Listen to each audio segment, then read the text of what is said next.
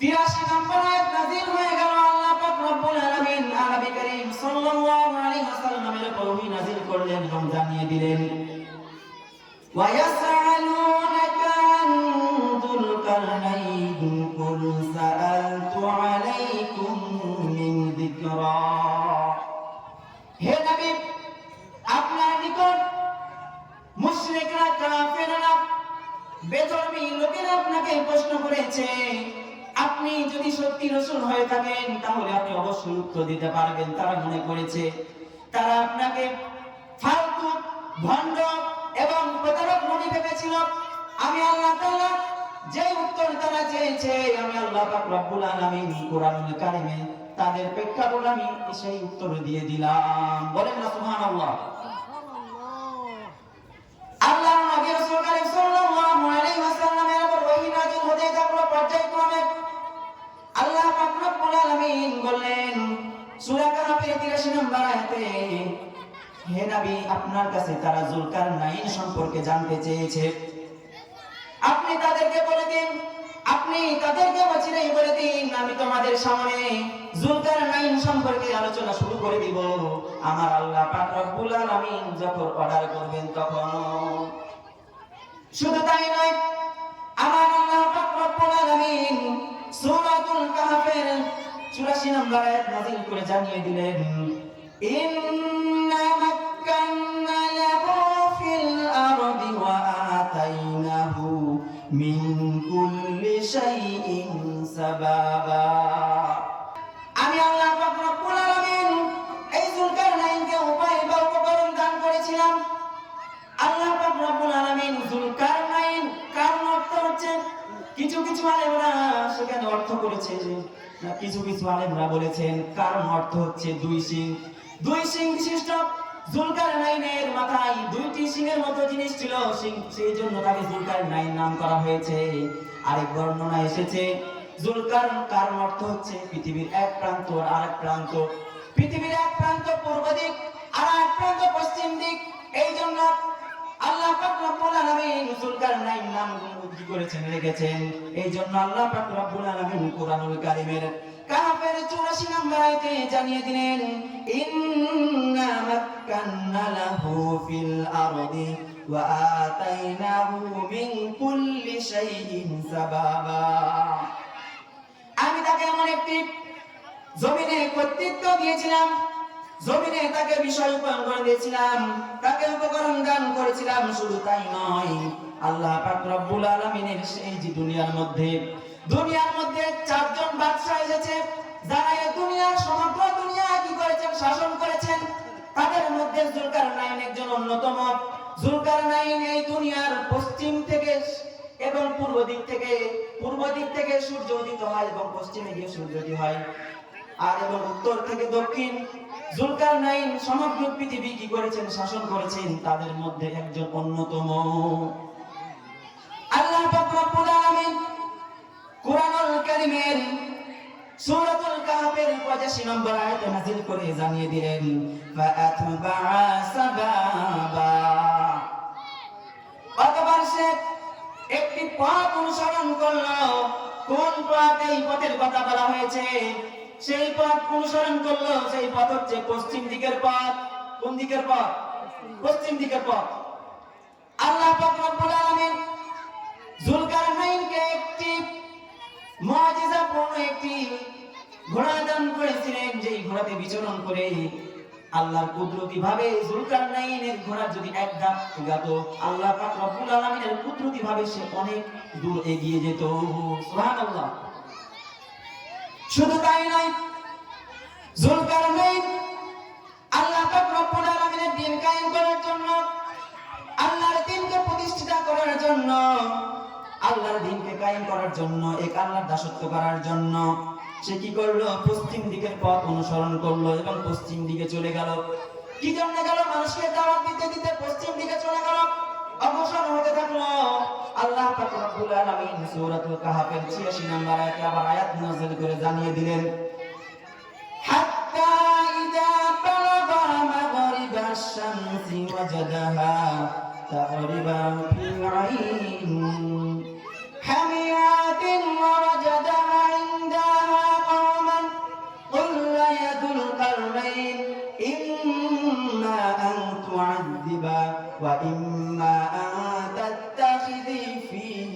হুসনা। আল্লাহ পাক রব্বুল আলামিন জানিয়ে দিলেন যুলকারনাইন পশ্চিম দিকের পথ অনুসরণ করতে করতে সে পশ্চিম দিকে অগ্রসর হতেই থাকলেন, অগ্রসর হতেই থাকলেন, অগ্রসর হতে হতে এক পর্যায়ে পশ্চিম দিকে যখন সূর্য কি হয় নেমে যায়, ঢলে পড়ে যায়। এখন বর্তমানে আমাদের আসমানে আমরা সূর্য দেখতে পাই না, কিন্তু এই সূর্য এই জমিনের মধ্যে অন্যখানে বিরাজমান, ঠিক কি না? এই সূর্য কি হয় না কখনো একদম বন্ধ হয়ে যায় না, সূর্য তার পর্যায়ক্রমে তার পথ চলতেই থাকে, চলতেই থাকে। সুবহানাল্লাহ। এই যুলকারনাইন এমন এক প্রান্তে গেল যেখানে আর যাবার পরে সামনে যাবার আর কোনো পথ নেই, যেখানে গিয়ে একটি সাগর দেখতে পেলেন, সাগর দেখতে পেলেন। এই সাগরের পানি এত পরিমাণে ঘোলা, এই সাগর অতিক্রম করে যাবার কোনো তার ক্ষমতা নেই। সে এমন জায়গায় গেলেন এবং সে আসমান থেকে দেখতে পেলেন এই সূর্য এমন ভাবে কি হচ্ছে, আসমান থেকে নেমে যাচ্ছে। আমরা আমাদের বাংলাদেশে যদি আমরা কেউ কুয়াকাটা যে থাকি তাহলে আমরা অবশ্যই জানি এই সূর্যটি মনে হয় পানির উপর ধরে পড়লো, পানির মধ্যে ঢুকে গেল, কিন্তু ঠিক তাই এমনটা নয়। যুলকারনাইন দেখলো এই সূর্যটা কি হলো, ঢলে পড়লো, এই সূর্যটা নিবেদিত হয়ে গেল। তখন সেই যে এলাকার মানুষ দেখতে পেলেন তারা কুফরির মধ্যে রয়েছিল, কুফরি করতেছিল।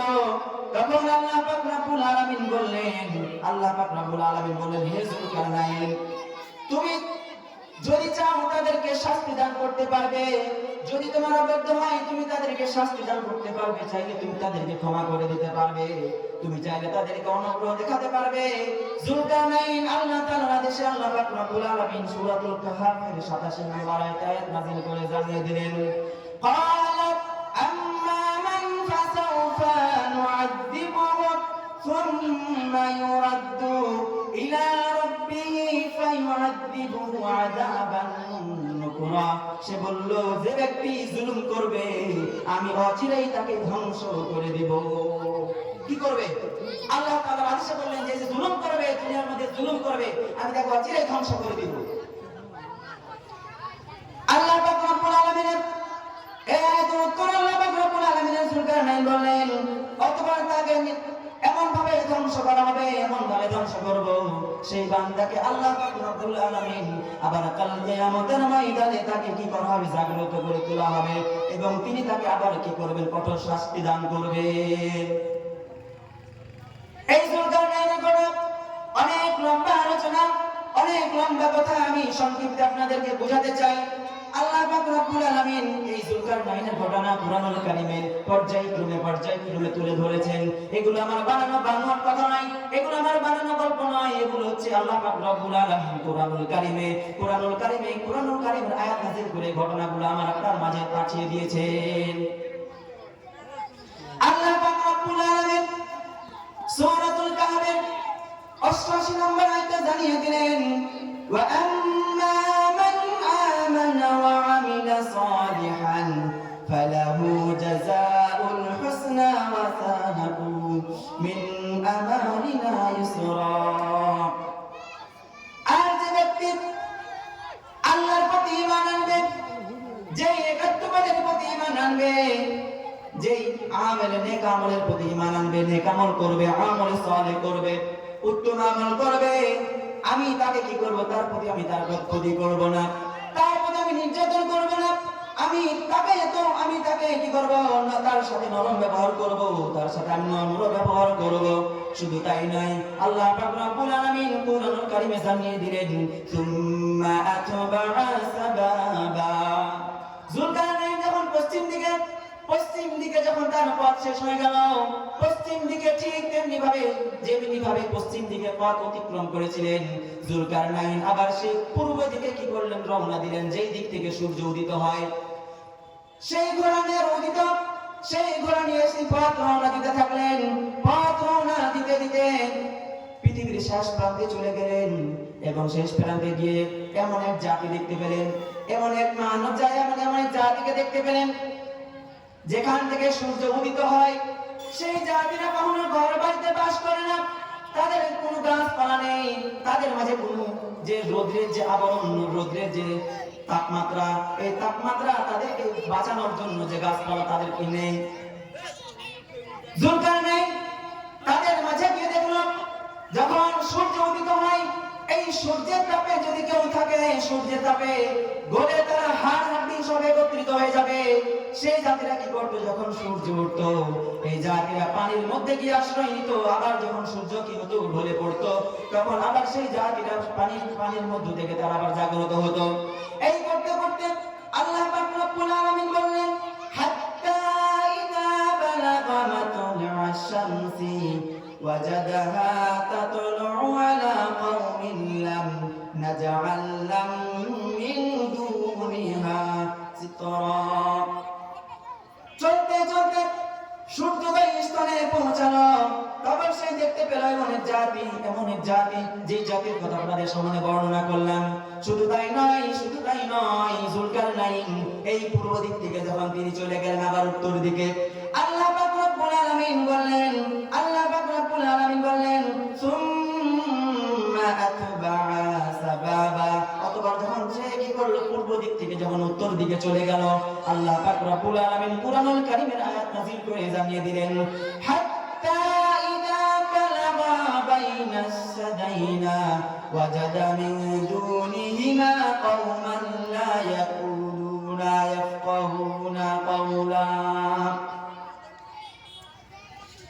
পূর্ব থেকে উত্তর দিকে রওনা দিলেন, উত্তর দিকে চলতে থাকলেন, চলতে উত্তর দিকের শেষ প্রান্তে চলে গেলেন। কোন দিক? উত্তর। আমরা তো বসবাস করি, আমাদের জন্য উত্তর হচ্ছে একদিকে, পশ্চিম একদিকে, কিন্তু পৃথিবীর উত্তর কোন দিকে, পৃথিবীর পশ্চিম কোন দিকে কেউ জানে না। যুলকারনাইন কি করলো, পৃথিবীর পূর্ব দিক থেকে উত্তর দিকে চলে গেলেন। জাতি বসবাস করছে, যে জাতির ভাষা যুলকারনাইন বুঝতে পারে না, যুলকারনাইনের ভাষা ওই জাতি বুঝতে পারে না, সেই জাতির নিকট যুলকারনাইনের নিকট পেশ করলেন, আরজি করলেন। আল্লাহ পাক রব্বুল আলামিন সেই আরজির কথা সূরাতুল কাফির 94 নম্বর আয়াতে বলেছেন, ক্বালু ইয়া যুলকারনাইন ইন্না ইয়াজুজ ওয়া মাজুজ মুফসিদুনা ফিল আরদ। ও যুলকারনাইন, আমরা আল্লাহর জমিনে বসবাস করি, কিন্তু আমাদের বড় সমস্যার মধ্যে রয়েছি। কি সমস্যা? এই যে সামনে পাহাড় দেখতে পাচ্ছ, এই সামনে দুই পাহাড়ের মধ্য দিক থেকে একটি গুহা রয়েছে। এই গুহার মধ্য দিয়ে কি হয়, সকালে একদল প্রাণী আসে, একদল লোক আসে। সকালে আসার পরে আমাদের জীবজন্তু এবং বিশেষ করে আমাদের ধরে নিয়ে যায় এবং বন্দী করে নিয়ে যায়, এবং আমাদের কি করা হয়, আমাদেরকে আস্তে আস্তে আমাদেরকে নির্বংশ করার চেষ্টা করছে।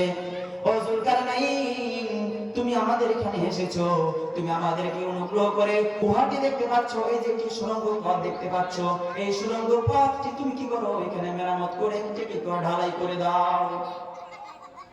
আল্লাহ পাক রব্বুল আলামিন এই যুলকারনাইনকে যখন তারা এই কথা বলল, সেই লোকেরা বলল, ফাহাল নাজআল লাকা খরজান আলা আন তাজআল বাইনানা ওয়া বাইনাহুম সাদ্দা। ও যুলকারনাইন, তুমি যদি চাও আমরা সবাই কি করি, মুদ্রা উত্তোলন করি, আমরা সবাই কর আদায় করে যেগুলো প্রয়োজনীয় জিনিস তোমরা সেগুলো আমরা ক্রয় করে আমরা কি করি, এই পথটাকে আমরা ঢেকে দেই, এই পথটা আমরা সুড়ঙ্গটা বন্ধ করে দেই, না হলে আমাদের কি হবে, অস্তিত্ব বিলীন হয়ে যাবে। এই জন্য আল্লাহ পাক রব্বুল আলামিন আরেক আয়াত নাযিল করে জানিয়ে দিলেন, ক্বালা মা মাক্কান্নি ফি রাব্বি খায়রুন ফা'iনুনি বিকুওয়াতিন আজআলা বাইনাকুম ওয়া বাইনাহুম রাদমা। যুলকারনাইন বলল, আমাকে আমার প্রতিপালক যা দিয়েছেন তাই যথেষ্ট এই কার্যক্রম করার জন্য। তোমরা আমাকে টাকা দেওয়ার প্রয়োজন নাই, তোমরা আমাদেরকে কর তোলার প্রয়োজন নাই, তোমরা শুধু সকলেই মিলে কি করো, আমাকে পরিশ্রম করো, শক্তি দিয়ে আমাদেরকে পরিশ্রম করো। পরিশ্রম করলেই এই কি হবে, এই যে সুড়ঙ্গ পথটি দেখাচ্ছ, এই সুড়ঙ্গ পথ কি করবো, আমি ঢেকে দিব। এই সুড়ঙ্গ পথের আল্লাহ পাক রব্বুল আলামিন বললেন, ফামাসতাতা'উ আন ইয়াযহারু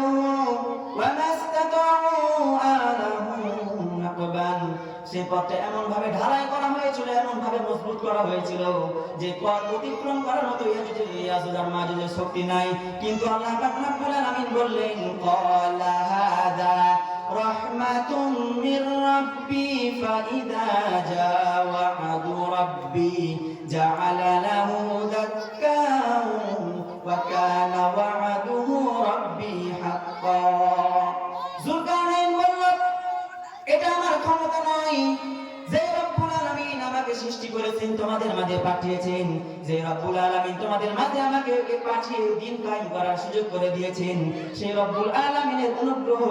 তবে আল্লাহ পাক রব্বুল আলামিন সময় মতো এইটাকে বিচ্ছিন্ন করে দিবেন এবং সেটাকে প্রতিশ্রুতি করেছে।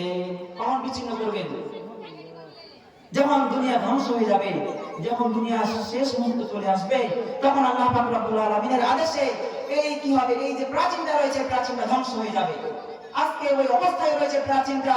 যদি এই ইয়াজুজ আর মাজুজ প্রত্যেকদিন সকালে কি করে, এই দরজাটাকে ভাঙার জন্য সকাল থেকে সন্ধ্যা পর্যন্ত তারা জিহ্বা দিয়ে চাটতে থাকে যে আমরা এই দরজাটাকে ফুটো করে আমরা কি করব, দুনিয়ার মধ্যে কি প্রবেশ করব।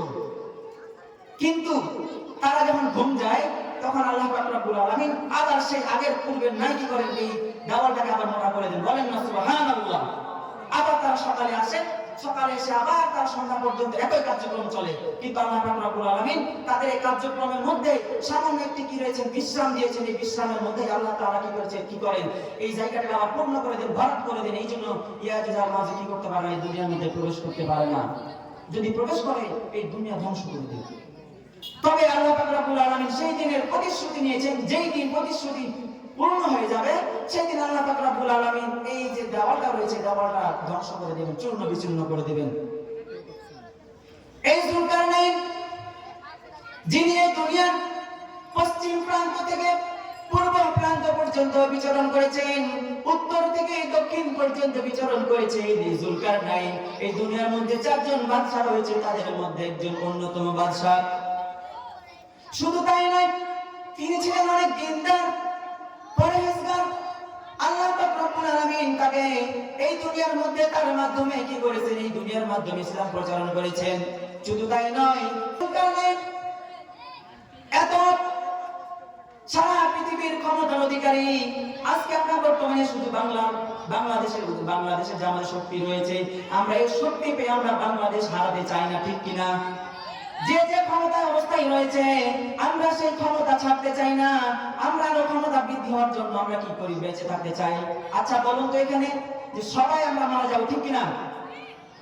তবে আমাদের সবার একটা আশা যে যতদিন বাঁচি তত ভালো। আমাদের সব আল্লাহ যদি চাইতো, আমরা যদি চাইতো যে কোনো কাজ করলে তোমরা কিয়ামত পর্যন্ত বেঁচে থাকবে, তাহলে আমরা সেই কাজটি করতাম কিয়ামত পর্যন্ত বেঁচে থাকার জন্য, ঠিক কিনা? কিন্তু আল্লাহ তাআলা বলেন যে তোমাদের জন্ম হয়েছে, তোমাদের মৃত্যু হবে। দুনিয়াতে যতগুলো সৃষ্টিজীব এসেছে সবকে আসতে হবে এবং যেতে হবে। এই যুলকারনাইন এমন একজন বাদশা, সারা পৃথিবী তিনি কি করেছেন, বিচরণ করেছেন। আল্লাহ তাআলার সেই কুদরতি ঘোড়া দিয়ে এই যুলকারনাইন একদিন সেই সময় একজন কিছু আলেমদের মুখ থেকে শুনতে পেলেন, এই দুনিয়ার জমিনে কিছু পানি পাওয়া যায়। দুনিয়ার জমিনে এক ধরনের পানি রয়েছে, যার নাম হচ্ছে আবে হায়াত। এই আবে হায়াত পানি পান করলে কিয়ামত পর্যন্ত বেঁচে থাকা যায়। কি হয়? কিয়ামত পর্যন্ত বেঁচে থাকা যায়। সে চিন্তা করল, আমি এতদিন বেঁচেছি, আমি কিয়ামত পর্যন্ত বাঁচতে চাই। সেই যুলকারনাইন আল্লাহর ঘর বাইতুল্লাহ শরীফ তাওয়াফ করতে গেলেন এবং আল্লাহর ঘর বাইতুল্লাহ শরীফ তাওয়াফ করার পর সেই বাইতুল্লাহ কাবা ঘরের কিবলা ধরে কি বললেন, আল্লাহ জানি না, আমি শুনেছি দুনিয়ার মধ্যে এক ধরনের পানি পাওয়া যায়, এই পানি পান করলে নাকি আয়ু বেড়ে যায়, আয়ু দীর্ঘায়িত হয়। ওগো আল্লাহ, আমি জানি না এই পানি কোথায় পাওয়া যাবে, তবে তুমি আল্লাহ তাআলা, আমি দুনিয়ার মধ্যে আমি বাঁচতে চাই, আমি কিয়ামত পর্যন্ত বাঁচতে চাই, তুমি কি করো, আমাকে পানির ব্যবস্থা করে দাও। এই দোয়া করার পরে যুলকারনাইন যখন বাইতুল্লাহ শরীফ থেকে ত্যাগ করে যখন চলে যাবে, হঠাৎ করে গেট থেকে বেরিয়ে দেখে হযরত ইব্রাহিম আলাইহিস সালাম তার দোয়া শুনেছেন এবং ইব্রাহিম আলাইহিস সালাম বললেন, তুমি যে দোয়া করেছো, তুমি কি এই দুনিয়াতে কিয়ামত পর্যন্ত বাঁচতে চাও নাকি? যুলকারনাইন বলল, আমি কিয়ামত পর্যন্ত বাঁচতে চাই, সেই আবে হায়াত পানি পান করতে চাই, এবং আমি দুনিয়ার মধ্যে কিয়ামত পর্যন্ত রাজত্ব করতে চাই। আচ্ছা বলুন তো, সেই আবে হায়াতের পানি আল্লাহ তাআলা যদি না পান করে, আল্লাহ তাআলা কিয়ামত পর্যন্ত বাঁচিয়ে রাখতে পারেন কি পারেন না? শয়তান আগে থেকেও ছিল, এখনো আছে। আল্লাহর কাছে কি করেছেন? ফরিয়াদ করেছেন যেন আমি কিয়ামত পর্যন্ত বাঁচতে পারি, ঠিক কি না? কিয়ামত পর্যন্ত বাঁচবে। তো সে কি আবে হায়াতের পানি পান করেছিল? পান করেনি। তো এই কথা বলার পরে যুলকারনাইন এই কথা উত্তরে হযরত ইব্রাহিম আলাইহিস সালাম বললেন, ও যুলকারনাইন, এই দুনিয়াটা অনেক বিশাল বড়, এই দুনিয়ার মধ্যে আবে হায়াতের পানি কোথায় পাওয়া যাবে? তুমি খুঁজতে খুঁজতে হয়রান হয়ে যাবে। আমি তোমাকে একজন লোকের কথা বলি, যেই লোকের অনেক জ্ঞান রয়েছে, এই দুনিয়ার মধ্যে অনেক তিনি জ্ঞানী শিক্ষিত লোক আমার জানা মতে। আমি তোমাকে বলতে চাই, তুমি সেই ব্যক্তির অনুসরণ করো। অবশ্যই আমি আশা করি সেই ব্যক্তি তোমাকে আবে হায়াতের খুঁজে দিবেন। হযরত ইব্রাহিম আলাইহিস সালাম বললেন, সেই লোকটার নাম খিজির আলাইহিস সালাম বললেন, খিজির আলাইহিস সালাম তুমি অনুসরণ করো। একদিন যুলকারনাইন খিজির আলাইহিস সালাম সেই আবে হায়াতের পানি অনুসরণ করতে করতে গাছ-গাছালি এবং ঘাটে মাঠে ময়দানে যেখানে সেখানে তারা কি করলো? সেই আবে হায়াতের পানি সন্ধান করে দিল। কি জন্য শুরু করলো? অনুসন্ধান করলো। এই আবে হায়াতের পানি পান করে সে কিয়ামত পর্যন্ত বাঁচতে চায়। এই বাঁচতে চাওয়ার জন্য আবে হায়াতের পানি তার অনুসরণ করে দিল। এই অনুসরণ করতে করতে হযরত খিজির আলাইহিস সালাম ও যুলকারনাইন এক সময় পথ হারা হয়ে গেল। দুইজন দুই দিকে বিভক্ত হয়ে গেল, এবং হযরত খিজির আলাইহিস সালাম সেই আবে হায়াতের পানিটি আবার একটি কি রয়েছে, এই আবে হায়াতের পানিটি দুনিয়ার মধ্যে হঠাৎ করে আসে, ভলকানি দিয়ে আসে, আবার চলে যায়, আবার আসে, আবার চলে যায়। যখন খিজির আলাইহিস সালাম যখন দুজনে আলাদা হয়ে গেল, খিজির আলাইহিস সালাম দেখতে পেল এর মধ্য থেকে পানি বের হচ্ছে। খিজির আলাইহিস সালাম চিন্তা করলেন, এই পানিটি হয়তো কি হয়? আবে হায়াতের পানি। এই আবে হায়াতের পানি পান করল, এই আবে হায়াতের পানি। কিন্তু খিজির আলাইহিস সালামের সাথে কে নাই? যুলকারনাইন নাই। যুলকারনাইন অন্য পথে চলে গিয়েছে, খিজির আলাইহিস সালাম অন্য পথে চলে গিয়েছে। খিজির আলাইহিস সালাম চিন্তা করলো এবং যুলকারনাইনকে ডাক দিল, আমরা যেই পানির খোঁজে বের হয়েছি, আমি সেই পানি হয়তোবা খুঁজে পেয়েছি। ও যুলকারনাইন, তুমি তাড়াতাড়ি আসো, তাড়াতাড়ি আসো। যুলকারনাইন তাড়াতাড়ি আসার সময় আস্তে আস্তে যে সময়টি হয়েছে, এই সময়ের মধ্যে পানিটি এমন এক পর্যায়ে কি হয়েছে? চলে যাওয়ার আশঙ্কা। পানিটি যে আসছে উপরে, পানি হয়তো আবার চলে যাবে, নিচ থেকে নেমে যাবে। খিজির আলাইহিস সালাম চিন্তা করলেন যে আমি যে পানির একটি সুযোগ পেয়েছি, আমি আর হাত ছাড়া করবো না, আমি খেয়ে ফেলি। পানি দিয়ে এবার খেয়ে ফেললো। খাওয়ার পরে হঠাৎ করে পানি আবার নাই। আমি আপনাদেরকে যেটা বুঝাচ্ছিলাম, যুলকারনাইন পানি পান করার জন্য যখন বাইরে বের হলেন, কিন্তু পানি পান করতে পারলেন না। আচ্ছা বলুন তো, হায়াতের মালিক কে এবং মওতের মালিক কে? যখন খিজির আলাইহিস সালাম চিন্তা করলেন, আরে আমি আবে হায়াতের পানি পান করতে পারলাম না, হয়তো আমি এই দুনিয়া থেকে চলে যাব, আমি বাঁচতে পারবো না। একদিন হঠাৎ করে যুলকারনাইন অসুস্থ হয়ে পড়লেন। অসুস্থ হয়ে যাওয়ার পরে তার যে সন্তান রয়েছে, সন্তানকে ডাক দিলেন এবং বললেন, ও আমার সন্তানেরা, আমি শুনতে পেয়েছিলাম, আমি জানতে পেরেছিলাম এই দুনিয়ার জমিনে আবে হায়াত নামে পানি রয়েছে, যে পানি পান করলে কিয়ামত পর্যন্ত বেঁচে থাকা যায়। যে পানির খোঁজে আমরা বের হয়েছিলাম, পানির সন্ধান পেয়েছিলাম, কিন্তু আমি পানি পান করতে পারি নাই। আমি অসুস্থ রয়েছি, আমি মারা যাব। তুমি কি করবে? মারা গেলে আমার জন্য আমি তোমাদেরকে একটি ওসিয়ত করে যাই। কি ওসিয়ত? ও আমার সন্তানেরা, আমি তোমাদেরকে একটি ওসিয়ত করে যাই, যে ওসিয়তটি তুমি আমার মৃত্যুর পরে পালন করবে। কি ওসিয়ত করবে?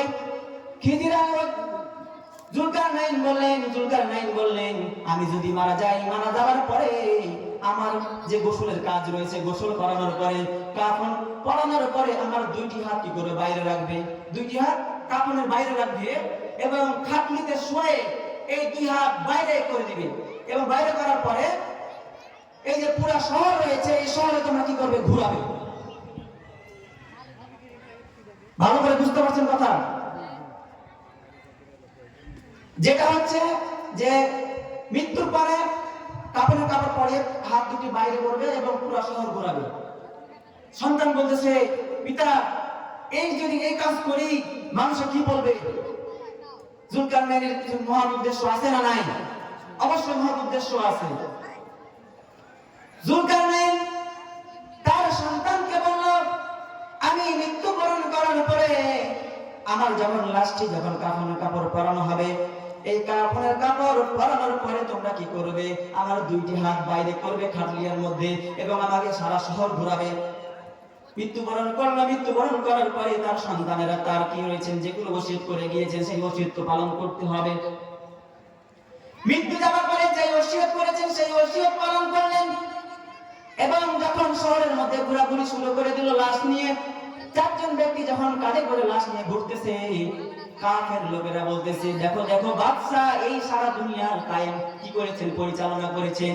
এই বাদশাহ সারা দুনিয়া পরিচালনা করে তার জি ভরে নাই, তার অর্থ সম্পদ দিয়ে জি ভরে নাই, এখন মৃত্যুর পরে আবার কি করে, হাত দিয়ে সম্পদ চায়। ঠিক কিনা? এমন ধারণা কাফেররা এমন ধারণা করে বসলো, দেখো এই বাদশার লাশ যাচ্ছে, দুনিয়াতে এত কিছু করলো, এত কিছু করার পরে তার জি ভরে নাই, কি করলো, হাত দুটি বাইরে রেখেছে এবং মানুষের কাছে জনগণের কাছে চাইতেছে যে দাও আমাকে আরো দাও, আরো দাও, আরো দাও। কিন্তু মুমিন, যারা মুমিন, খাস মুমিন, তারা চিন্তা করলো যুলকারনাইন একজন, তিনি আল্লাহর সৎ বান্দা ছিলেন, তিনি এই দুনিয়ার ইসলাম পরিচালনা করেছেন, ইসলাম প্রতিষ্ঠা করেছেন, ইসলাম কায়েম করেছেন। যুলকারনাইনের এমন কোন উদ্দেশ্য হতে পারে না এই দুইটি হাত যে বার করে রেখেছেন, এই দুইটি হাতের অবশ্যই উদ্দেশ্য রয়েছে। ওই বান্দারা তোমরা একটু লক্ষ্য করে দেখো, যুলকারনাইন সারা দুনিয়া শাসন করেছেন। যে যুলকারনাইনের অর্থ সম্পদের কম ছিল না, যে যুলকারনাইনের আদেশে লক্ষ লক্ষ সৈনিক তার আদেশ পালন করেছে, যে যুলকারনাইনের লক্ষ লক্ষ আদেশ পালন করেছে, যুলকারনাইন দুনিয়ার মধ্যে এমন কোন ভোগ বিলাসিতা করে নাই।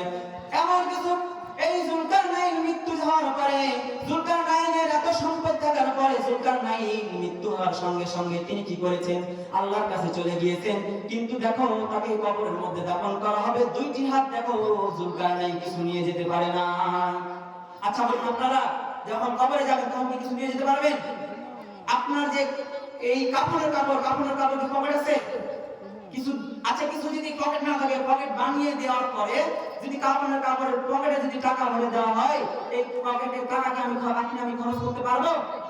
খরচ করতে পারবো না। তো যুলকারনাইন যে এত বড় একটা শিক্ষা দিয়ে গেলেন, এই শিক্ষাটা আমাদের গ্রহণ করতে হবে। এই দুনিয়ার জমিন আল্লাহ আমাকে অনেক সম্পদ দিয়েছেন, এই সম্পদ আল্লাহর রাস্তায় খরচ করতে হবে। নয়তো আপনি যুলকারনাইন এক পৃথিবী পরিচালনা করেছেন, আপনি দ্বিতীয় পৃথিবী যদি পরিচালনা করেন, আপনি কিছু নিয়ে যেতে পারবেন না, না, না। মৃত্যুবরণ করে দেখেন, আমি আপনাকে চ্যালেঞ্জ করলাম, যদি আপনি কি করেন, দান সৎকার করে যান, কিছু যদি রেখে যান, নেক্সট সন্তান রেখে যান, তাহলে আপনি কালকে আমাদের ময়দানে মৃত্যুর পরে আপনার কবরে সেগুলাই যেতে থাকবে। কিন্তু ধন সম্পদ রেখে গেলে কি হবে না? যাবে না, যাবে না, যাবে না। এই যুলকারনাইন যখন তার কাফন শেষ হয়ে গেল, এই যে যুলকারনাইন এত সুন্দর একটা উদাহরণ আমাদের মাঝে রেখে গেলেন। ও আমার বাবাজিরা, আমার মুরব্বীরা, আমার সামনে যুবক ভাইরা, আমি আপনাদেরকে বলতে চাই, আল্লাহ পাক রব্বুল আলামিন আপনাকে আমাকে যেই কারণে দুনিয়ার মধ্যে পাঠিয়েছেন, আল্লাহ পাক রব্বুল আলামিন বলেন, ওয়া মা খালাকাতুল জিন্না ওয়াল ইনসা ইল্লা লিয়াবুদুন। আমি দুনিয়ার জমিনে মানবকে পাঠিয়েছি আমার ইবাদত করার জন্য। মানব জাতিকে, এই জিন জাতিকে আল্লাহ পাঠিয়েছেন ইবাদত বন্দেগী করার জন্য। অথচ এই যে প্যান্ডেল ভরা মুসল্লি, আমরা ইশারের নামাজ পড়লাম, আহারে এক কাতার মানুষ পাইলাম না। এই যে মানুষগুলো ছিল কোথায়? জুমার দিন হলে দেখা যায় মসজিদে মুসল্লি ভরা, মসজিদে জায়গা হয় না। মনে হয় এই জুমার পরে আরেকটি মসজিদের উপরে 2 তলা বিল্ডিং করতে হবে। কিন্তু সত্য কথা এটাই, জুমার পরের নামাজে যে আসরের নামাজে মুসল্লি খুঁজে পাওয়া যায় না। ঠিক কিনা? কিন্তু আল্লাহ পাক রব্বুল আলামিন বলছেন, ওমা খালাকতুল জিন্না ওয়াল ইনসা ইল্লা লিয়াবুদুন। আমি মানব জাতিকে, জিন জাতিকে, ইনসানকে আমি পাঠিয়েছি ইবাদত বন্দেগী করার জন্য। আমি আপনি যত এখানে ওয়াজ নসিহত শুনি না কেন, প্যান্ডেল থেকে বের হলে সব শেষ। আল্লাহ তাআলা বলছেন, দুনিয়ার মধ্যে যুলকারনাইন যেমন তোমাদের মাঝে কি রয়েছে রেখে গেছেন, উপদেশটা রেখে গিয়েছেন, তোমরা কিছু নিয়ে যেতে পারবে না যদি ইবাদত বন্দেগী না করো। এই যে মাহফিল, আমাদের সামনে যে মসজিদ, এই মসজিদের ঘর এমন একটি ঘর। আচ্ছা, আমি আপনাদেরকে বোঝানোর জন্য একটি কথা বলি। আমরা অনেকে চাকরি করি, অফিসে চাকরি যদি করি, চাকরি আমাদেরকে ঠিক 9টায় যেতে হয়, 10টায় গেলে কৈফিয়ত দেওয়া লাগে কি লাগে না? 1 ঘন্টা কি জন্য দেরি হয়েছে? একদিন যদি বাদ হয় অফিসে তাহলে কৈফিয়ত লাগে, 2 দিন 3 দিন 4 দিন এভাবে যদি আপনি বাদ দিতে থাকেন, অফিসের বস ডেকে বলবে তোমাকে আর চাকরি করা লাগবে না, যাও। অথচ এই যে আমরা এই দুনিয়া থেকে চলে যাব, এই যে মসজিদের ইবাদত, আল্লাহ পাক রব্বুল আলামিন বলেন যে আমি যেটা বলতেছিলাম কথা, তোমাদের জন্য মসজিদের দ্বার খোলা রয়েছে। এই দুনিয়ার জমিনে একজনের দাসত্ব করতে গিয়ে 2 দিন 3 দিন না যাওয়ার কারণে আপনার চাকরি চলে গেল, অথচ আল্লাহ পাক রব্বুল আলামিন আপনাকে আমাকে যে জন্য পাঠিয়েছেন, আমা খালাকুল জিন্না ওয়াল ইনসা ইল্লা লিয়াবুদুন, ইবাদত করার জন্য, বান্দেগী করার জন্য, কিন্তু জীবনে একটি দিন মসজিদে গেলাম না, আমরা একটি ওয়াক্ত নামাজ পড়লাম না, আমরা 6 দিন নামাজ না পড়ে শুক্রবারের দিন মসজিদে কি করতে যাই? মসজিদে নামাজ পড়তে যাই। যদি একজন মানুষ বান্দা 7 দিন গেল না, যদি রাস্তায় দেখা হয় কই যাচ্ছ? আমি আল্লাহর মসজিদে জুমার নামাজ পড়ার জন্য যাচ্ছি। আর দেখেন আল্লাহ তাআলা আপনার আমার জন্য কি করে নাই? 1 মাস 2 মাস 1 বছর 2 বছর 50 বছর 60 বছর ইবাদত না করার পরেও আল্লাহ পাক রব্বুল আলামিন আমাদের আপনার আমার জন্য মসজিদের দরজা বন্ধ করেন নাই, নাকি করেছেন? করেছেন? কোন ইমাম কোন মুয়াজ্জিন কি আমার আপনার জন্য কি মসজিদের দরজা বন্ধ করে দিয়েছেন যে তোমার 1 মাস আসো না তোমার মসজিদে যাইতে হবে না? আল্লাহ তাআলা কি রহমান, কি দয়ালু যে আল্লাহ তাআলা যে নাফরমানি করার পরেও আল্লাহ তাআলা আমাদেরকে দুনিয়া থেকে বিতাড়িত করে দেন নাই, আমাদের জন্য মসজিদের দরজা বন্ধ করে দেন নাই।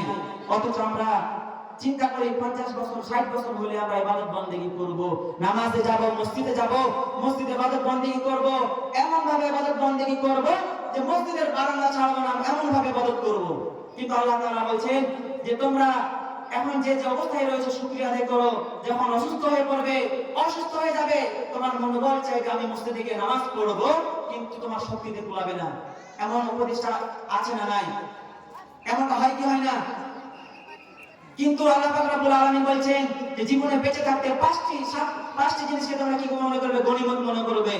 সাবালাকা কাবলা হারামিকা, যৌবনকালের ইবাদতকে আল্লাহ তাআলার ইবাদত মনে করবে, গনিমত মনে করবে।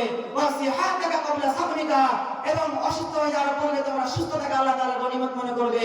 ওয়া বিনাকা ফাকরিকা, এবং দরিদ্র হওয়ার পূর্বে যে অবস্থায় রয়েছেন ধনাঢ্য, সে অবস্থায় আল্লাহ তাআলা গনিমত মনে করবেন। এবং আমরা যে অবস্থায় রয়েছি, আমরা আল্লাহ তাআলার জমিনে জিকির করার সুযোগ রয়েছে, চাইলে জিকির করতে পারবো, মসজিদে গিয়ে ইবাদত বন্দেগী করতে পারবো, কিন্তু যে অবস্থায় রয়েছে, সুস্থ রয়েছে, অসুস্থ রয়েছে, হসপিটালে বেডে শুয়ে আছো, যে অবস্থায় রয়েছে, সেই অবস্থায় আল্লাহ তাআলা সেই সময়টাকে আল্লাহ তাআলা গনিমত মনে করবে। অথচ আমরা গনিমত মনে করি না। আমরা মনে করি আমাদের বয়সটা বৃদ্ধ হওয়ার পরেই আমরা কি করব? আল্লাহর মসজিদে নামাজ পড়ব। বাবারা, আমরা যারা এখানে এসেছি, বাসায় যে ফিরে যেতে পারবো এর কোনো গ্যারান্টি আছে? কেউ গ্যারান্টি দিতে পারবেন আমি বাসায় যেতে পারবো? গ্যারান্টি দিতে পারবেন না। সুতরাং আমি আপনাদেরকে আহ্বান করি, এই মসজিদের মাহফিলে এসেছি, আমরা আজকে থেকে নিয়ত করে যাই যে মসজিদের মাহফিল থেকে আমরা নিয়ত করলাম আজকে থেকে আমরা 5 ওয়াক্ত নামাজি হয়ে যাব। আর আল্লাহ তাআলা যেন আমাদের সকলের নিয়তকে কবুল করেন, আমরা সকলে করি আল্লাহুম্মা আমিন। এবং এই যে একটা সুন্দর মজলিস, এই মজলিসে যে আল্লাহ রাব্বুল আলামিন আমাদেরকে সুন্দরভাবে আলোচনা করা এবং শোনার তৌফিক দান করেছেন, এটা কার অনুগ্রহ? কার অনুগ্রহ বলেন? আল্লাহর অনুগ্রহ। আল্লাহ তাআলা আমাদেরকে অনুগ্রহ করে এনেছেন। চাইলেই এই জান্নাতের বাগানে সবাই আসতে পারে না। আল্লাহ পাক রব্বুল আলামিন বলেন যে যাদেরকে আমি কবুল করি তারা এই দ্বীনি মজলিসে অংশগ্রহণ করতে পারেন। সুতরাং ভাইরা, আমরা কপাল পোড়া হতে চাই না। আমরা যে উদ্দেশ্যে এসেছি, ইন্নামাল আমালু বিন্নিয়াত, যে উদ্দেশ্যে এসেছি, আমাদের নেক যে উদ্দেশ্যটা পূরণ করার জন্য অনেক যে কাজ করার প্রয়োজন আছে না নাই? আমরা উদ্দেশ্য করলাম কিন্তু কাজ করলাম না, তাহলে আল্লাহ পাক রব্বুল আলামিন আমাদের এই কাজের ফায়দা দিবেন না, এই উদ্দেশ্যের এই নেক আমলের কি হবে না, কিয়ামতের ময়দানে জাযা দিবেন না। সুতরাং আমি আপনাদেরকে যেটা বলতে চাচ্ছিলাম যে নবী করিম সাল্লাল্লাহু আলাইহি ওয়াসাল্লামকে কয়েকটি প্রশ্ন করেছিলেন কাফিররা, 3টি মনে আছে আপনাদের? 1 নম্বর প্রশ্ন আসহাবে কাহফ কি, 2 নম্বর প্রশ্ন যুলকারনাইন কি। আল্লাহ তাআলা আসহাবে কাহফের ঘটনা উত্তর দিয়েছেন কি দেন নাই? 2 নম্বর প্রশ্ন যুলকারনাইন, এই প্রশ্নটা আল্লাহ পাক রব্বুল আলামিন সূরাতুল কাহফের 83 নম্বর আয়াত থেকে আল্লাহ তাআলা আলোচনা শুরু করে দিয়েছেন। আল্লাহ পাক রব্বুল আলামিন সেই কাফেররা ইহুদিরা তৃতীয় প্রশ্ন করলো। কয় প্রশ্ন? 3 নাম্বার প্রশ্ন। তার মধ্যে তৃতীয় নাম্বারের প্রশ্ন হচ্ছে রূহ কি? নবী করিম সাল্লাল্লাহু আলাইহি সাল্লামের উপর ওহী নাযিল হয়েছিলেন এবং বললেন, আল্লাহ পাক রব্বুল আলামিন জানায় দিলেন সূরাতুল মারইয়ামের 17 নম্বর আয়াতে, ফাত্তাখাযাত মিন দুনিহিম হিজাবান ফারসালনা ইলাইহা রূহান ফাতামাসলাহা বাশারান সাওয়ীরা। আল্লাহ পাক রব্বুল আলামিন এখানে জানিয়ে দিলেন রূহ এমন একটি জিনিস, এই রূহকে দেখানো যায় না। রূহ মাত্র একমাত্র কেবলমাত্র আল্লাহ তাআলার আদেশ। নবী করিম সাল্লাল্লাহু আলাইহি ওয়াসাল্লামের উপর নবী করিম সাল্লাল্লাহু আলাইহি ওয়াসাল্লামের উপর আয়াত নাযিল হয়ে জানিয়ে দিলেন, ওয়া মা উতীতুম মিনাল ইলমি ইল্লা কলিলা। ও নবী, আপনি দুনিয়ার জমিনের মানুষকে বলে দিন রূহ এমন একটি জিনিস, এই রূহ দেখা যায় না, এই যে রূহকে অনুভব করা যায় না। রূহ কোনো বস্তু নয়, রূহ কোনো জিনিস নয়, রূহ হচ্ছে একমাত্র আল্লাহ তাআলার আদেশ। অনেক লম্বা ঘটনা, সময় সংকীর্ণ, আমি আপনাদেরকে বোঝানোর জন্য যে বলতেছি সব একদম শর্টকাট ভাবে। নবী করিম সাল্লাল্লাহু আলাইহি ওয়াসাল্লামের উপর আয়াত নাযিল হওয়ার পরে আল্লাহ তাআলা চ্যালেঞ্জ করে জানিয়ে দিলেন এই দুনিয়ার মানুষের উপর, ওয়া মা উতীতুম মিনাল ইলমি ইল্লা কলিলা। এই দুনিয়ার জমিনে যত বৈজ্ঞানিক রয়েছে, যত বিজ্ঞান রয়েছে, সকল বিজ্ঞান সকল বৈজ্ঞানিক যদি একত্রিত হয়, একত্রিত হওয়ার পরে যদি সবাই যদি গবেষণা করে রূহ কি জিনিস, এই রূহ সম্বন্ধে তারা জানতে পারবে না, বুঝতে পারবেন না। বলেন না সুবহানাল্লাহ। আল্লাহ তাআলা কি অনুগ্রহ। এক সময় আমেরিকার একজন বিজ্ঞানী চিন্তা করলো, সে চ্যালেঞ্জ গ্রহণ করলো। আল্লাহ পাক রব্বুল আলামিন যে চ্যালেঞ্জ করেছেন, ওয়া মা উতীতুম মিনাল ইলমি ইল্লা কলিলা। এই দুনিয়ার যত বৈজ্ঞানিক রয়েছে, সব বৈজ্ঞানিক নাকি একত্রিত হওয়ার পর রূহ জিনিসকে খুঁজে পাবে না। আমি বৈজ্ঞানিক, আমি বিজ্ঞান অর্জন করেছি, আমি ডাক্তার, আমি ডাক্তারি করেছি, আমি রূহ কি জিনিস সেটা বের করে ছাড়বো, রূহ জিনিস আমি খুঁজে বের করব। বলেন না নাউজুবিল্লাহ। সেই ডাক্তার, সেই বৈজ্ঞানিক চিন্তা করলো, এতদিন ধরে কেউ গবেষণা করে না, এই গবেষণা করে কেউ বের করতে পারে না এই রূহ কি জিনিস। আমি চ্যালেঞ্জ গ্রহণ করলাম, আমি রূহ কি জিনিস বের করে ছাড়বো। সেই ডাক্তার চিন্তা ভাবনা করলো, 1 নয় 2 নয় 4 নয় 5 নয় 7 বছর হচ্ছে সে গবেষণা শুরু করে দিল। এলাকার মধ্যে যত মানুষ রয়েছে, মুমূর্ষু ব্যক্তি রয়েছে, যত মানুষ রয়েছে, সমস্ত মানুষ কি হলো, সমস্ত মানুষকে একত্রিত করা হলো যে যে যখন যে অবস্থায় মারা যাবে আমি আমার চোখের সামনে দেখতে পাবো রূহ যে জিনিসটি রয়েছে, মারা যাওয়ার সঙ্গে সঙ্গে এই রূহ জিনিসটি উড়াল দিয়ে চলে যায়। যখন মারা যাবে এই রূহ জিনিসটি আমি খুঁজে বের করবো, এই রূহকে আমি ধরে ছাড়বো। আল্লাহ তাআলা চ্যালেঞ্জ করেছে, ওয়া উতীতুম মিনাল ইলমি ইল্লা কলিলা। তোমরা রূহ খুঁজে পাবে না, কিন্তু সে চ্যালেঞ্জ গ্রহণ করলে কি করলো, 7 বছর এই পিছনে লেগে থাকলেন যে রূহ কি জিনিস এটা খুঁজে বের করবে।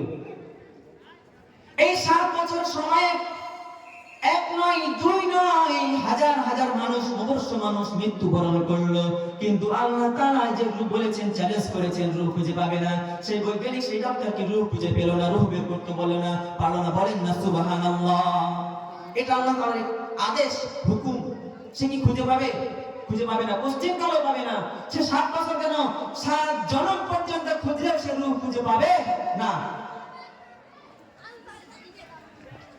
7 বছর মোকাবিলা করার পরে যখন রূহ খুঁজে পেল না, চিন্তা ভাবনা করলো যখন মানুষ মারা যায় হয়তো বা রূহ এই জানালার ফোঁকা দিয়ে বের হয়ে যায়, ওই জানালার ফোঁকা দিয়ে বের হয়ে যায়, ওই দরজার ফোঁকা দিয়ে বের হয়ে যায়, এজন্য রূহ খুঁজে পাই না, রূহ ধরতে পারি না। শয়তানি বুদ্ধি। চিন্তা করেছে শয়তানি বুদ্ধি, জানালা যে রূহ বের হয়ে যায়, ধরতে পারি না। চিন্তা ভাবনা করলো যে রূহ যেহেতু ধরতে পারি না, গ্লাস প্রুফ যে বুলেট প্রুফ যে গাড়ি রয়েছে, আমরা জানি যে এই বাংলাদেশের বিভিন্ন দেশের যে মন্ত্রীরা চলাচল করে, এই গাড়ি চলাচলটা হচ্ছে বুলেট প্রুফ। দূর থেকে গুলি করলে, বোমের আঘাত করলে কি হয় না, ক্ষতি হয় না। চিন্তা করলো রূহ যেহেতু ধরতে পারি না, আমি বুলেট প্রুফ একটি ঘর বানাবো কাঁচ দিয়ে, এবং এই বুলেট প্রুফ ঘরের মধ্যে মুমূর্ষু ব্যক্তিকে রেখে দিব, এবং মুমূর্ষু ব্যক্তি যখন মারা যাবে এই বুলেট প্রুফ যেহেতু বাহির থেকে কোনো জিনিস প্রবেশ করে না, ভিতর থেকে বের হতে পারবে না। কি শয়তানি বুদ্ধি! যেই বুদ্ধি সেই কাজ। সবাই একত্রিত হওয়ার পরে চিন্তা করলো যেহেতু এতদিন ধরে আমি রুহ খুঁজে রয়েছি, রুহ বের করতে পারি না, রুহ উড়াল দিয়ে চলে যায়। চিন্তা করলাম একটি বুলেট প্রুফ ঘর বানাবো, এই ঘরের মধ্যে কি করবো, রেখে দিব, মানুষ রেখে দিব। মানুষ রেখে দেওয়ার পরে সেই কাজ করলো এবং একজন ডক্টরকে বললো তোমরা আইসিইউ থেকে তুমি একজন মুমূর্ষ রোগীকে নিয়ে আসো, যে রোগীর অবস্থা একদম খুব খারাপ, যে অবস্থা খারাপ, যে মুমূর্ষ রোগীর অক্সিজেন খুলে দিলে মারা যাবে। আইসিইউ এই দুনিয়ার জমিনে, এই যে আমরা চলতেছি, এই যে আমরা প্রত্যেকটা শ্বাস নিঃশ্বাসে যে আমরা নিঃশ্বাস নিচ্ছি, এটা আল্লাহ তাআলার একটা রহমত। আল্লাহ তাআলার রহমত ছাড়া আমরা কেউ চলতে পারবো না। মানুষ যখন মৃত্যু সজ্জায় চলে যায় তখন জীবিত রাখার জন্য আইসিইউর মধ্যে রাখে। শ্বাসকষ্ট যখন কষ্ট হয়, এই কষ্ট নিবারণ করার জন্য মুখের মধ্যে একটা জিনিস লাগানো হয়, যে জিনিসের মাধ্যমে বাইরের প্রকৃত হাওয়া গায় এবং বের করে। আল্লাহ তাআলা আমাদেরকে এত সুন্দর করে রেখেছেন, বলেন না সুবহানাল্লাহ। এই আইসিইউ বিল জানেন একদিনে লক্ষ লক্ষ টাকা বিল হয়, অথচ আমরা সারা জীবন চলতেছি, আমাদের কোনো আইসিইউর প্রয়োজন হয় না। আল্লাহ তাআলা যে এই আসমানের নিচে জমিনের উপরে গাছ এত সুন্দর করে সৃষ্টি করে রেখেছেন, আমাদের প্রত্যেকটা শ্বাসে নিঃশ্বাসে আমাদের কি হয়, প্রত্যেকবার আমাদের ফ্রেশ বাতাস ভিতরে ঢুকে, আমাদের আইসিইউর প্রয়োজন হয় না। যারা মুমূর্ষু রোগী তাদেরকে আইসিইউর মধ্যে রাখা হয়। আল্লাহ তাআলা যে আমাদের অনুগ্রহ রেখেছেন, এই অনুগ্রহ সবচেয়ে একটি বড় অনুগ্রহ হচ্ছে, আল্লাহ তাআলা সবচেয়ে বড় দয়া হচ্ছে এই যে শ্বাস নিঃশ্বাস। আমি আপনি যদি শুধু বেশি নয় 5টা মিনিট যদি শ্বাস নিঃশ্বাস যদি আল্লাহ তাআলা জমিনকে বলে যে তোমরা কি করো, গাছপালা তোমরা অক্সিজেন দেওয়া বন্ধ করে দাও, এই জমিন একদম ছারখার হয়ে যাবে, একদম জমিন কি হয়ে যাবে, একদম সব ধুলায় মিশে যাবে। আল্লাহ তাআলা আমাদেরকে এত সুন্দর করে চলাচল করতেছেন, এত সুন্দর আইসিইউর মধ্যে রেখেছেন, অথচ আমরা আল্লাহ তাআলার গুণগান গাই না, আল্লাহ তাআলার দাসত্ব ইবাদত বন্দেগী করি না। আল্লাহ তাআলার অনেক নিয়ামত রয়েছে, যেগুলোর নিয়ামত যদি আলোচনা করা যায় সারা রাত পার হয়ে যাবে, কিন্তু আমরা সেগুলো আলোচনা শেষ করতে পারবো না আলোচনা করে, বলেন না সুবহানাল্লাহ। আল্লাহ পাক রব্বুল আলামিন যখন এই যে আমাদের নিয়ামত দিয়েছেন, সে ডাক্তার কি করলো, চিন্তা করলো যে আমি যেহেতু রূহ ধরতে পারি না, আমরা আইসিইউ থেকে একজন রোগীকে নিয়ে আসলেন এবং বললেন যে তার হার্টবিট মেপে দেখো সে কি জীবিত আছে না নাই। আমাদের যে হাতের রগ রয়েছে, এই হাতের রগ যদি ধরা যায় তাহলে ডাক্তাররা বুঝতে পারে যে মানুষটি জীবিত আছে নাকি মারা গিয়েছে। আমরা যারা এখন জীবিত আছি আমরা তো জানি যে জীবিত, কিন্তু অনেক মানুষ মনে হচ্ছে মারা গিয়েছে, চোখ বন্ধ করে নিয়েছে, শ্বাস নিঃশ্বাস নিচ্ছে না। তখন এই যে রগ রয়েছে, এই রগ হার্টবিটটা চেক করলে বোঝা যায় যে মানুষটি জীবিত নাকি মৃত। সেই বৈজ্ঞানিক বলল তার হার্টবিট মেপে দেখো আর তার ওজনটা মেপে দেখো, তার ওজন কত রয়েছে। এই ওজন মাপার পরে যখন দেখলো এই প্রথম ব্যক্তির ওজন হচ্ছে 80 কেজি, বলল তাকে যে মুখের মধ্যে আইসিইউর যে অক্সিজেনটা লাগানো রয়েছে, এই অক্সিজেনটা খুলে ফেলো এবং তাকে কি করো, এই বুলেট প্রুফ ঘরের মধ্যে ঢুকাইয়া দাও। তার যে সাগরিদরা রয়েছে, তার যে লোক রয়েছে, এই কি কথা বলেন, আমরা এই আইসিইউর মধ্যে মানুষ রেখেছি জীবিত রাখার জন্য, সুস্থ করার জন্য, আর আপনি বলতেছেন তার কি করতে, অক্সিজেন খুলে নিতে। ডাক্তার বললো আমি তাকে মৃত্যুবরণ করার জন্যই কি আমি অক্সিজেন খুলতে বলছি, এই জন্য যে সে মৃত্যুবরণ করলে এই বুলেট প্রুফ ঘরের মধ্যে রাখলে তার কি পাবো, রূহ খুঁজে পাবো। বলেন না নাউজুবিল্লাহ। যে কথা সেই কাজ, সেই ব্যক্তিকে বুলেট প্রুফ ঘরের মধ্যে ঢুকিয়ে দিলেন এবং বুলেট প্রুফ ঘরের মধ্যে ঢোকানোর পরে সে ছটফট করে সেই অক্সিজেনের কারণে, অক্সিজেন না থাকার কারণে সে মারা গেল। এবং সে যখন মারা যাওয়ার পরে সে ব্যক্তির ভিতরে ঢুকলো, ঘর খোলার পরে চিন্তা করলো রূহ কোথায় আছে খুঁজে বের করবো। ঘরে ঢোকার পরে সেই ব্যক্তি কি করলো, ঘরে ঢোকার পরে এভাবে রূহ খোঁজা শুরু করে দিল, রূহ কোথায় আছে ধরবো। যখন খুঁজে পেল না তখন চিন্তা করলো এই ব্যক্তির ওজন ছিল 80 কেজি, এখন কি করো, তার ওজনটি মেপে দেখো তার ওজন কত রয়েছে, তার ওজন কত রয়েছে। আবার ওজন মাপার পরে দেখলো তার ওজন হয়ে গেছে 78 কেজি, 2 কেজি কমে গিয়েছে। সে চিন্তা করলো পাইছি, আমি রূহ খুঁজে পেয়েছি। সবাই জিজ্ঞাসা করলো কিভাবে খুঁজে পেয়েছো, সবাই বললো কিভাবে খুঁজে পেয়েছো। তখন বললো আমি সেই মানুষটিকে বুলেট প্রুফ ঘরের মধ্যে রেখেছিলাম, তার রূহ খোঁজার জন্য রূহ খুঁজতে পেরেছি। তার ওজন ছিল 80 কেজি, মৃত্যুবরণ করার পর তার ওজন হয়ে গিয়েছে 78 কেজি, তার রূহের ওজন হচ্ছে 2 কেজি। বলেন না নাউজুবিল্লাহ।